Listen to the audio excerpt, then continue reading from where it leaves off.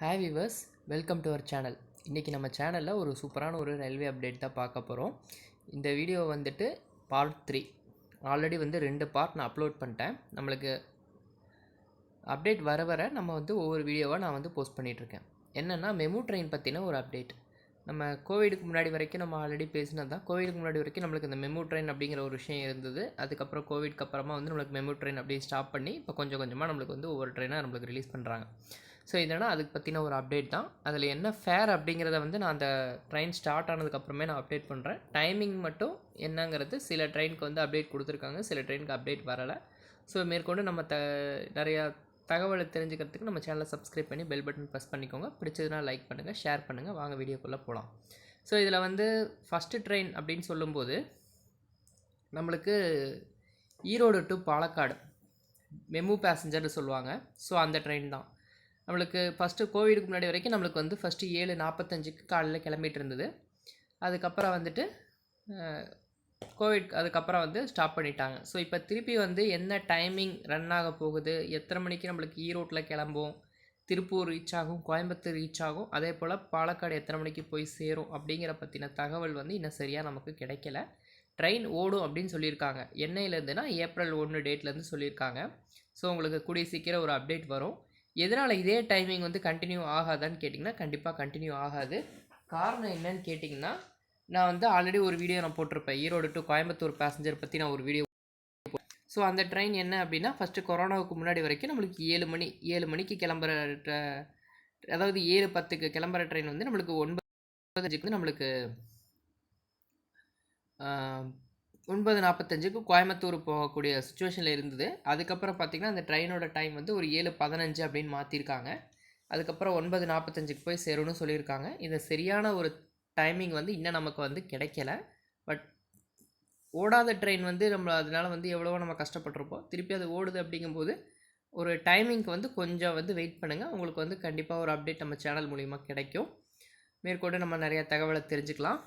அதே போல் இந்த ட்ரெயின் பற்றி சொல்லணும் அப்படின்னா, உங்களுக்கு காலையில் பாலக்காடு போகிறவங்களும் சரி, அதே போல் திருப்பூர் போகிறவங்க, கோயம்புத்தூர் போகிறவங்க, அதே மாதிரி திருப்பூர்லேருந்து வேலைக்கு போகிறவங்க, இந்த விஜயமங்கலம், ஊத்துக்குளி, பெருந்துறை இந்த சைட்லேருந்து சிப்காட் வேலைக்கு போகிறவங்க எல்லாத்துக்குமே வந்து இந்த ட்ரெயின் வந்து ரொம்பவே ஒரு பயன்பாட்டில் இருந்தது.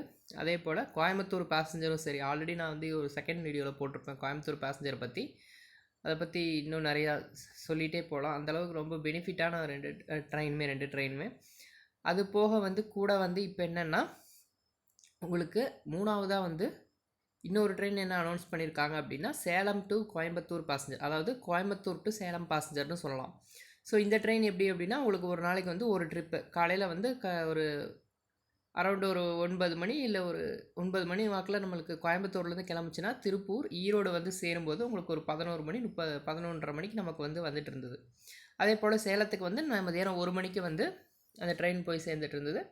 அதே போல் அதே ட்ரெயின் ரிட்டன் வந்துட்டு நமக்கு 3 மணிக்கு சேலத்தில் கிளம்பி கோயம்புத்தூருக்கு வந்துட்டு நமக்கு ஒரு 7 மணிக்கு வந்து நமக்கு அந்த டைமில் வந்து நம்மளுக்கு வர மாதிரி இருந்தது.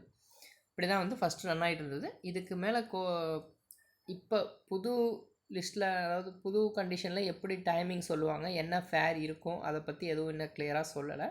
இந்த 3 ட்ரெயினுமே, அதாவது பாலக்காடு டு ஈரோடு இந்த ட்ரெயினும் சரி, அதே போல் ஈரோடு டு கோயம்புத்தூர் பேசஞ்சரும் சரி, அதே போல் சேலம் பேசஞ்சரும் சரி, 3 ட்ரெயினுமே வந்து ஏப்ரல் 1ஆம் தேதியிலேருந்து ரன் ஆகும் அப்படிங்கிறது தகவலை சொல்லியிருக்காங்க. ரயில்வே தரப்புலேருந்தே சொல்லியிருக்காங்க.